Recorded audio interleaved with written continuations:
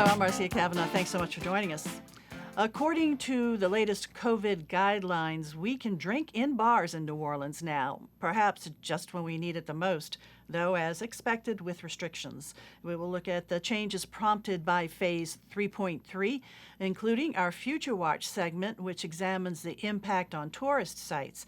We'll also examine a guilty plea in the Irvin Mayfield case and ongoing revelations in the church sex scandals.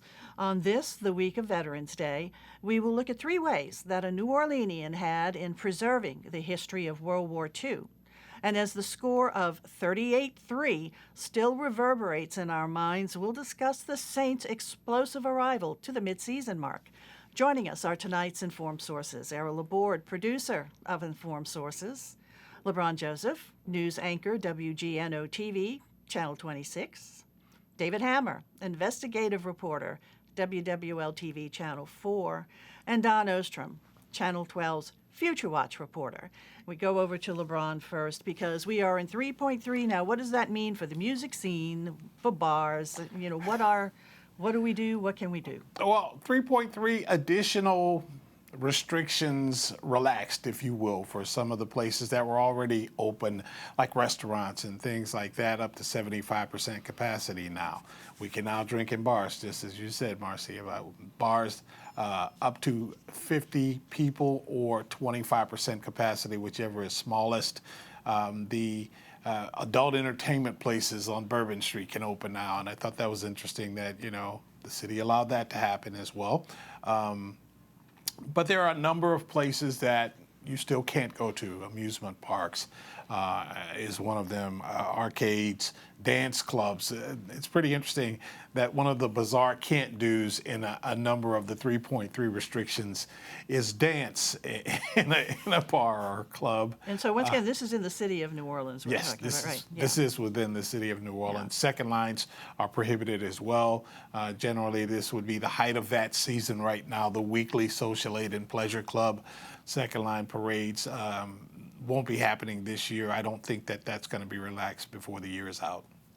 So being able to now in the city of New Orleans drink in bars, can you belly up to the bar or does it have to be at a table? It has to be at a table. No bellying up to the bar just yet. Has to be at a table. Social distance, mask unless you're sipping a drink or something like that. Masks are still required indoors wherever you are.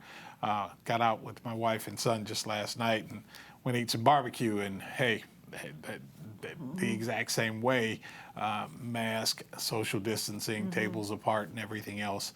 I mean, it's a big step forward for the bars to be able to let people in, that you can actually order alcohol in a bar these days. It's a big step forward for our city.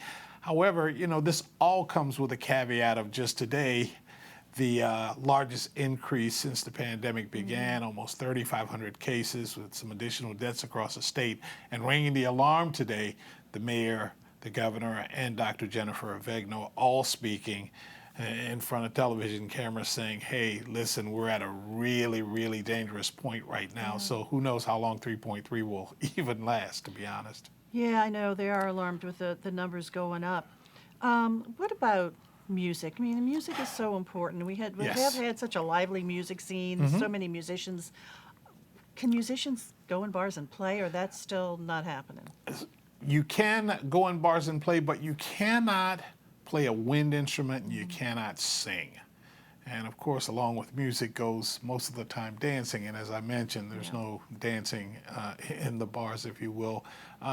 Many musicians are still sort of getting by with playing where they can. Outdoor gigs, for the most part, they can play those as well. A number of benefits that have sort of come to try to keep our music scene alive. This weekend, Tipitina's has a big online thing where, in fact, it's a virtual concert, but they're accepting donations, sort of save the tips in turn. That becomes something that helps to employ our musicians locally.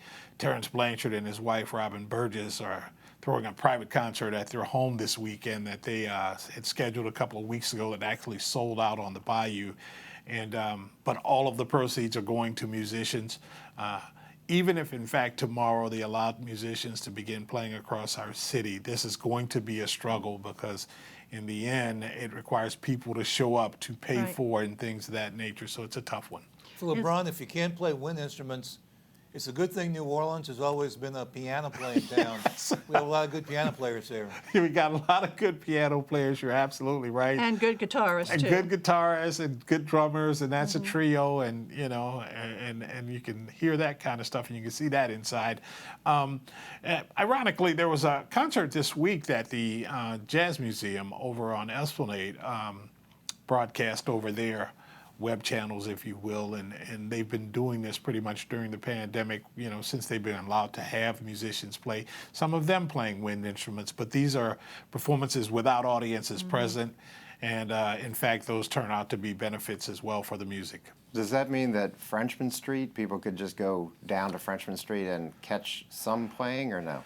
Well, you probably could catch some playing on Frenchman Street, but it would have to be outside if we're talking about the brass bands that would normally play on Frenchman. I know the brass bands on Bourbon have been still playing. I think that's the TBC brass band that sort of made their home right on the corner of Bourbon and Canal. I heard them about 2 weeks ago outdoors playing, and I imagine you can still do that outside, but none inside.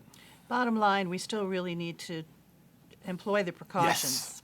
Yes. Right. Yes, we still need to employ the precautions, and now more than ever, it's really important. Dr. Avegno spoke today that we've got a window of about a week or two that they are going to measure to ensure that we don't roll back any of the restrictions that we've already sort of allowed to go out.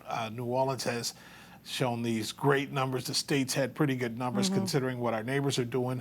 However, it's just a dangerous place right now. Yeah. Okay. So be careful. All right. Thanks a lot, LeBron. David, over to you. Long time ago, it seems you broke this story about Irvin Mayfield and a plea this week. Yeah. Speaking of jazz musicians, Irvin Mayfield. It's so long ago. It feels so long ago. It was May of 2015 when I broke the story that Irvin Mayfield, the founder of the New Orleans Jazz Orchestra and the former cultural ambassador for the city of New Orleans under former Mayor Ray Nagin, had been transferring large amounts of money, over $1 million, from the New Orleans Library Foundation that supports the public libraries in the city over to his jazz orchestra, along with the former CEO of the jazz orchestra, his longtime partner and pianist, speaking of pianists, Ronald Markham. And so in 2015, I reported that. I developed it more over the course of the following years, and it was a big story. There were, Mardi Gras parades where Irvin Mayfield was featured on the front of floats in jail stripes and what have you. But there was an indictment in 2017, December 2017, and because of various reasons, challenges, things like that, it never went to trial, and the trial kept getting pushed back, and it was supposed to go to trial this year, and then COVID hit. So in July, and we didn't know about it until this week, but in July, Mayfield and Markham signed plea agreements to plead guilty to a single conspiracy count. They had been charged with conspiracy, money laundering, wire fraud, mail fraud, obstruction of justice, false statements to federal agents. All of that was then encapsulated in the single conspiracy count, and they will be sentenced on February 9th by Judge Jay Zaney. Now, the sentencing guidelines will come into play, and so it's not really sure how much time they will serve, or if any, because it's possible to depart downward. But because we're talking about $1.3 million that they were transferring and allegedly used, or that they've agreed that they were using for things like luxury trips for Mayfield, gold-plated trumpet, things like that, it's expected that they're going to have to serve some time, and the maximum sentence would be 5 years in prison. So it's going to be interesting to see what they argue in February to try to get Judge Jay Zaney to bring that down. Will there be any restitution of the funds? Yes, restitution is part of that, but both Mayfield and Markham are pleading that they're indigent and that they've been granted indigent status to get public defenders appointed who represented them through this whole process. So that raises the question of where would they get money to pay restitution, so that seems unlikely. So, and once again, the sentencing date is when? Do we know? February 9th. February, yes. okay. And so we'll see whether they get the maximum 5 years. Again, $1.3 million is a lot of money, so it's expected, if they had to face money laundering counts, they might have been facing up to 10 years. Here, 5 years is the max, but it is expected that they would have to face a few years at least in prison. And David, remember this story broke right after they had that election where a bond issue was approved that allowed more funding for the library. So it was a very euphoric moment for the library system. And then the story broke, and I think the story may have been held a little bit till after that election. Right. But there was two things that happened at the same time, one that looked good. And that was the first time since Katrina that voters had voted to extend the tax on themselves. And the irony is, I'm glad you brought that up, Errol, because first of all, we made the decision to hold that story a week because it was ready before that vote, and we wanted to be clear that this was dealing with library donations, private donations to support the libraries, not city funds that are supported by taxes. But it's interesting because now in the December ballot, there is a request for an extension of the millage for the libraries that would vastly reduce the amount of tax dollars for the libraries because of the financial concerns the city's facing. So it's interesting that this comes right again 5 years later at that same time where we're being faced with a library millage. All right, David. All right, thanks a lot, David. Errol, going to go over to you. Some good news. Great Saints game this past weekend. Yeah, and Lord knows we need good news. Yes, and so you can have indeed. it. When the season started, the Saints people were talking highly about the Saints as a possible Super Bowl contender. Then they got off to kind of a bad start. They won their opening game against Tampa Bay, and there was all the Tom Brady, Drew Brees talk, and the Saints won. But then they lost the next two, and the ones they lost were just bad-looking games. A lot of penalties. They just didn't look together. They had some injuries, Mike Thomas. And so I think by around the fourth game, and people started, they knew the Saints were good, but didn't see them as a Super Bowl contender anymore. Then they started winning, and they seemed like, okay, well, maybe this can get into the playoffs. We all know what's happened the last few years when they get in the playoffs, to get our hearts broken. But then came last Sunday night, and I think anybody was just shocked at what happened. From the very beginning, they played a perfect game. From their first possession to the times that Tampa had the possession, it was unbelievable. And winning 38-3. And now, if you're reading the press out there, people are talking about. They're talking about the Saints again in terms of the Super Bowl. The NFL is divided into the National Football Conference and the American Football Conference, and the champion of each plays in the Super Bowl. And so, if you read the press today, people are seeing the Saints as the number one seeded in the NFC. And so they have a whole lot of respect. And I got to tell you, they really look good. This was a powerful team. Sometimes teams are ranked high, but you kind of figure, well, maybe they're playing above their head. This was a very good team last Sunday. And so now they're going the second half of the season. We want to see more of that, that's for sure. Yeah, and they're playing San Francisco this Sunday. In the first years of the Saints, the structure of the league was different, and the Saints were in the same division, actually the Western Division, even though they're located on the Mississippi, but with the same division with the 49ers, and that was during the glory years of the 49ers. So every year you can count on the Saints being pounded twice, by the 49ers. I think the pounding is going to go in the opposite direction this week, and so the Saints have a fairly easy schedule, except for one, Kansas City, which is the defending champion that they will be playing this year. There you go again, Errol. Putting the mouth on the Saints. I hate it when you do that. But certainly this past Sunday did put a big smile on our faces, and we could use that. All righty, thanks a lot. Don, over to you. These new 3.3, Phase 3.3, how does that impact tourist places, tourist destinations here? Well, it's allowing them to open up a little bit more and a little bit more. I'm talking specifically about just a few sites. We can't talk about all of them in one fell swoop, but the World War II Museum, the Louisiana Children's Museum, the zoo and the aquarium, NOMA, they've all seen major changes since COVID. Let's start with the Children's Museum. It's still completely closed and is actually operating as a school right now. They have opened their doors just to the Langston Hughes Charter School for pre-K and kindergarten. The teachers who are teaching there say they're thrilled. They have this immersive, wonderful environment where children never could go before. They have a lot of free and reduced lunch children in their population. So it's a really neat learning opportunity for them. but it means the museum, because they could not figure out a way in these COVID times to open safely, the museum is still shut down to tourists. As for Audubon, the zoo and the insectarium, they're doing a timed ticket program. You have to reserve a ticket so that there aren't too many people at any one given time. And all of these facilities are not only hurting for tourists and locals to visit, but they're also places where people throw fundraising events, birthday parties, charity events. And all of that isn't happening right now. The World War II Museum says 3.3 has opened up something really, really good for them, which is the opportunity to do small guided tours again, where you really some real insight into World War II. What you don't get right now there is the veterans who are dying off at rapid rates. They're in a really, really high risk group for COVID-19, so they are staying away. Some statistics on them: the museum believes only 325,000 World War II veterans are still alive, and we're losing them at a rate of 296 per day. So the veterans aren't there at the museum to give that real personal touch.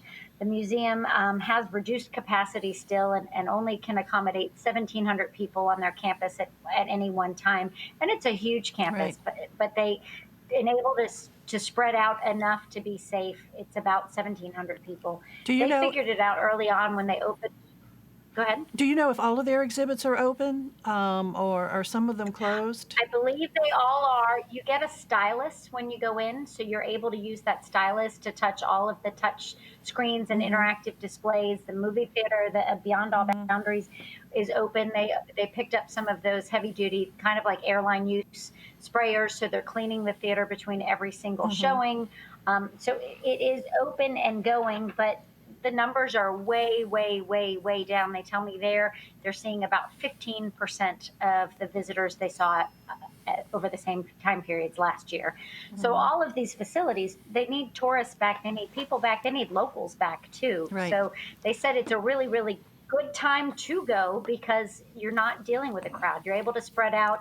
If you want to stop and read, sometimes you feel like, oh, the next group behind me is coming. I can't continue to read all of this. They said, now you can go in and spend hours and read everything you want to read because there isn't a crowd pushing you through. And the other thing, it's good to visit. It's just bad news for the bottom lines. The other thing about the World War II Museum is that they had just opened that great hotel, the Higgins Hotel, right across the street. It's a really, really nice hotel with nice facilities. And I suspect it's not doing much right now either. Yeah, to really hit the museum hard. Let me ask you, NOMA. NOMA's open, right? New Orleans Museum of Art. And NOMA is open. It is also timed tickets. People have to be masked and social distance, but you can go look at the art too and be spread out. And all of these facilities are really, their numbers are way, way down. NOMA's only open right now Wednesday through Sunday because visitorship is low. The Sculpture Garden, same hours. Okay, and of course the Sculpture Garden has expanded too.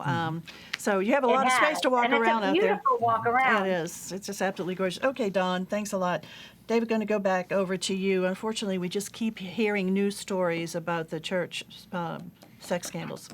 Yeah, it's not going away. I mean, I think the idea in November 2018 when Archbishop Gregory Amen released the list of credibly accused clergy credibly accused of sexual abuse of minors, that it would kind of ease the issue and get everything out there, but there's so many more issues to deal with, and I've been teaming up with Ramon Vargas from the Times-Picayune New Orleans Advocate in a series we call Losing Faith, and we've done a number of stories, and our most recent one was about Mark Vath, who actually was paid a settlement 2 years ago for his claims of having been abused as a kid by actually a relative of his who was a priest, Paul Calamari.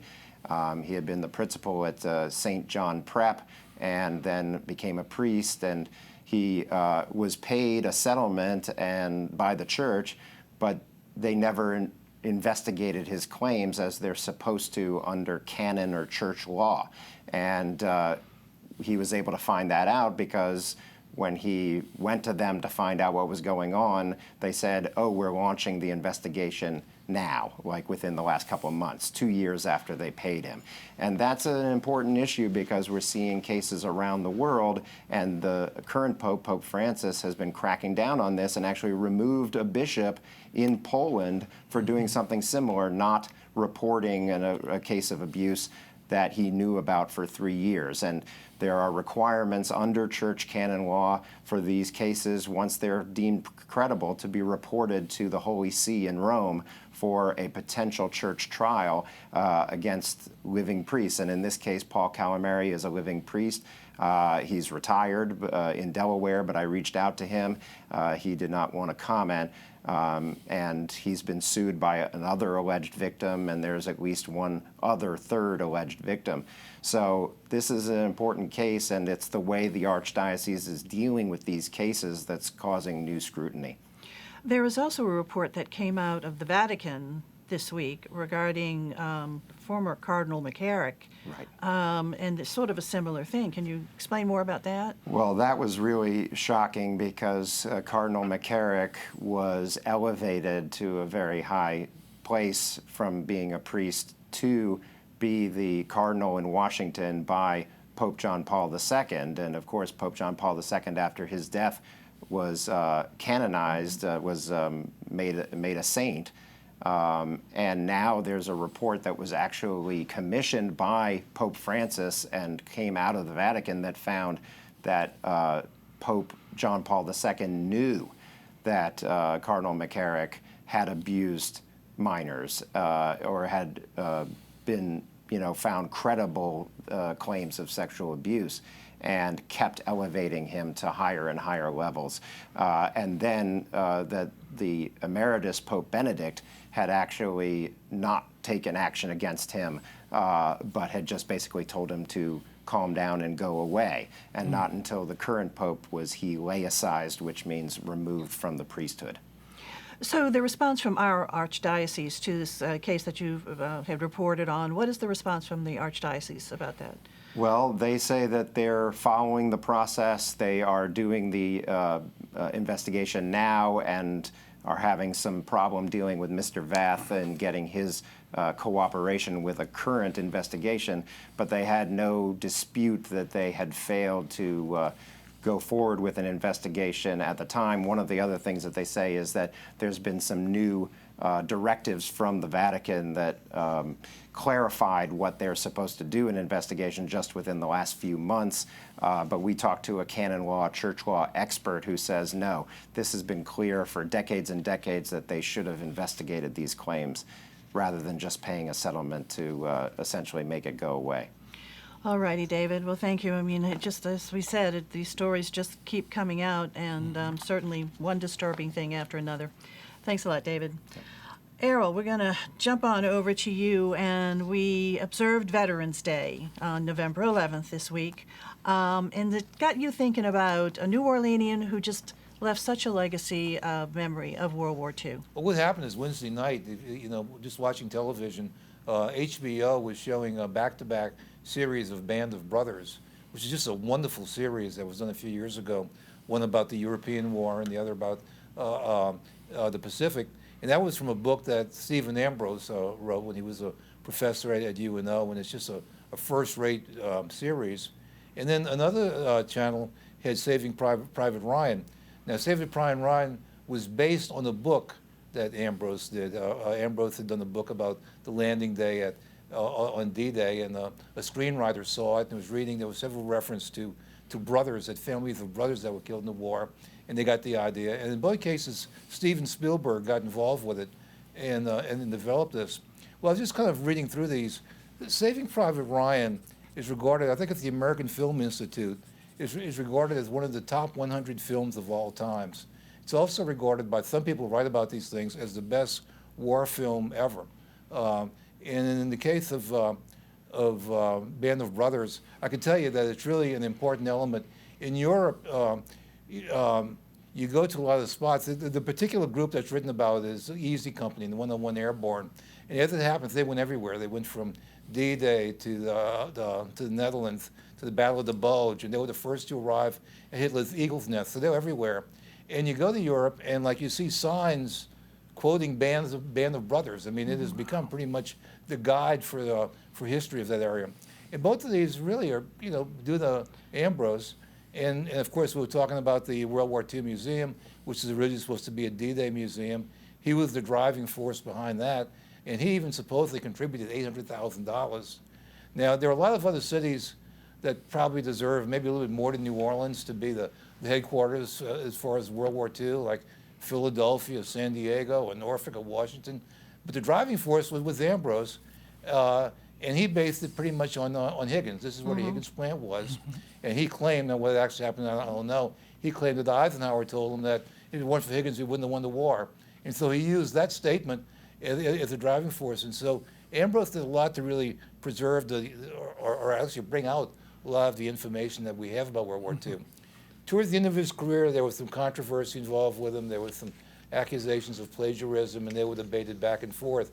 But the one thing you can't doubt about, argue, is that he produced some important works, 2 important pieces of work, and really was responsible for that museum. Yes, and of course, Nick Mueller. Dr. Nick Mueller, UNO history professor, and his good buddy, the 2 of them were the ones who really got that museum into existence. Nick Mueller followed in his footsteps with the museum and really did a great job of carrying it to the next level. Yeah. And people like Tom Hanks and Tom Brokaw and Steven Spielberg were involved with it too. All righty, E, thanks a lot. All righty. Other stories did happen. We're going to go around the table so y'all can talk a little bit about it. E, start with you first. You okay? Yeah, I'm ready. Okay. Okay, well, if people are making their Christmas plans, one thing to be aware of, speaking of the Saints, is that the Saints have a game on Christmas Day at 3:30 against Minnesota. So when you're planning your dinner or your reservations to go and visit somebody, keep that in mind, because that's what everybody in New Orleans is going to be doing. Watch that Saints game. Absolutely. All righty, LeBron, let's go over to you. We got reports this week that the mayor is moving forward with using that bond money and that FEMA money to move City Hall to the municipal auditorium. It appears as if that's going to happen. Another project she'd like to put some bond money behind is Lincoln Beach and making that more of a family area where families can go and swim and all. All right. I've seen online some pushback on not only from the surrounding neighborhood where the municipal auditorium is, but some of the cultural bearer folks that say that Congo Square is a pretty sacred place, and they don't want to see a government building there. So it'll be interesting to see it what will. happens. Okay. Dawn, you're back real quick. I'm back. I almost lost battery here. We should hear in the next couple of weeks what Mardi Gras Cruise plans are for Carnival. Okay. Will they roll? Will they delay a year? We'll have a better sense of what's coming up in February in the next 2 weeks. All right. David, 15 seconds. Tomorrow is a huge anniversary, the 60th anniversary of integration of New Orleans public schools. Ruby Bridges, the famous painting, but the 3 other girls, the McDonough 3, have now purchased the old McDonough 19 building that they integrated 60 years ago and creating a cultural center there, the TEP Center. All right. All right, guys, thank you so much for joining us. Thank you all for joining us, too. We'll see you again next week for Informed Sources. Have a good evening. Bye, guys.